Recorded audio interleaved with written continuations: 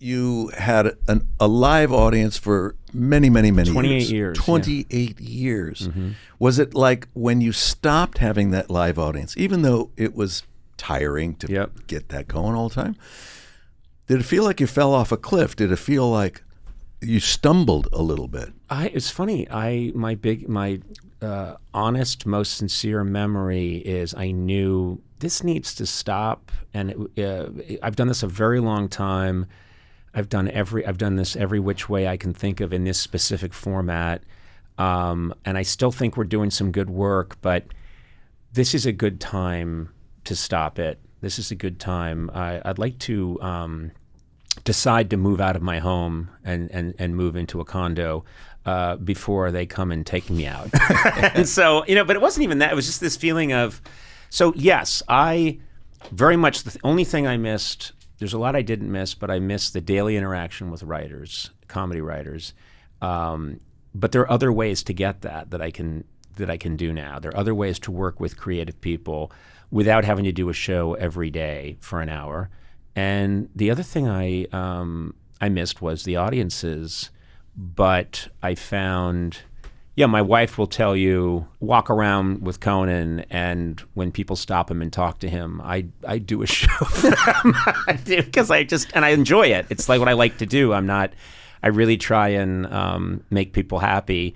So there's another way to do that. So there are all avenues that I'm exploring where I can still get that fix, for lack of a better term, without being part of a machine that's doing that kind of volume business. Yeah. But it's funny, I didn't feel the day after our last show, phone rang, and I picked it up, and it was Bob Newhart. And he just said, I just wanted to congratulate you. That was a great run, and you did a great job. I was tearing up and crying, and I got off the phone and thought, I'm the luckiest person in the world to get a call from Bob Newhart. Turned out later on it wasn't Bob Newhart. It was me impersonating It Bob. was you, and it was a prank that you were doing on a radio show. It was really funny. Yeah, I listen to it now, and the Newhart isn't even that good. You're like, hey, Bob Newhart here, see? He did a good job. But I'm so needy that I believe. No, but anyway, you have those moments where you think, that was fantastic. And it's like you say, you really can't have any complaints in this business. It's when you brought that up, it reminded me of when I first was working in television and I was a writer on Saturday Night Live. There was a writer's strike was announced. And I'm so lean and hungry, literally very lean and literally very hungry. And I've got this great job, and suddenly we're being told you all have to go on the picket line and stand up for the Writers Guild. And I thought, I remember it fought my nature a little bit, because I thought, well, I don't want to look like I'm complaining, because this is the greatest thing that ever happened. But I also understood that this was imperative, and you got to support the Writers Guild, and this is. So they gave us these signs to hold in the picket line, and the logo was a graphic of a manual, like an old 1920s typewriter with a big Ghostbuster slash over it, like, we're not going to write.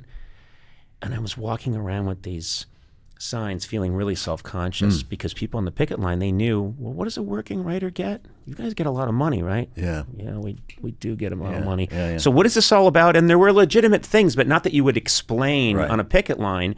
So I remember being like 24 and walking and holding this sign and then being horrified because someone stopped me and said, wait, so you guys are upset that you can't use electric typewriters? It's not fair. And I was like, it's not fair. Why should I use a 1920s Underwood? But I remembered feeling conflicted about complaining, but of course these things all have to balance out. They have to balance out, and there are things that need to be corrected. But my attitude early on very much was, I'll do this for free. I just love being a comedy writer, and you're not supposed to say that out loud. So now doing the podcast, you still, you have an audience, but you don't hear them. So you just have to imagine that you're connecting in with But it's nice, and you've seen this, Matt, and I know you've seen it, Sona, because when we walk around and Paula's seen it, Paula Davis, when we walk around, whether it's in New York City or so many people come up and they say, I listened to it in COVID, it helped me. So I'm constantly getting feedback. It's not just because you're wearing the sandwich sign, right? It says, please compliment me. Please compliment. Please talk to me. I'm Conan. Yeah, I will pay for compliments. It is. I walk around, I go to the ATM every 10 minutes, and I will give people $30 if they say something nice. Because we don't even put this podcast out. We tell you we do. This is all for you. Really? Yeah. Wow. And so these are actors that you're hiring? Yeah. Incredible. They're very good. Yeah, they're very good. Although I was pretty sure I recognized Johnny Depp. He needed work. We gave it to him. Yeah. So no, you get, and then we do some live ones. When we do a live one, they sell out. There's a lot of people there, and they're very excited, and they know me, but they are like so excited to see Sona. They're so excited to see Matt. They know our rhythms. They know the bit players, anyone who is tangentially involved in any way with the podcast. And so we do get that affirmation, which is really nice. It is fun. Yeah. And you travel with the show around the country a little bit? We've done some, yeah. We've done some shows here in, we just did 2 shows at the Beacon Theater in New York City. And Stephen Colbert did the first one, and Tracy Morgan did the second one as surprise guests. And it was just a party, with no alcohol or any. But is that really a party then? And really no joy. Yeah. And not one laugh. Like a political but kind of quiet. it's like a Soviet party. Here's something that you mentioned, Steve. I was on Steven's show when I was doing my last Broadway play, Network. I saw that. Oh, you live. did? And you sat in my friend Mark's lap.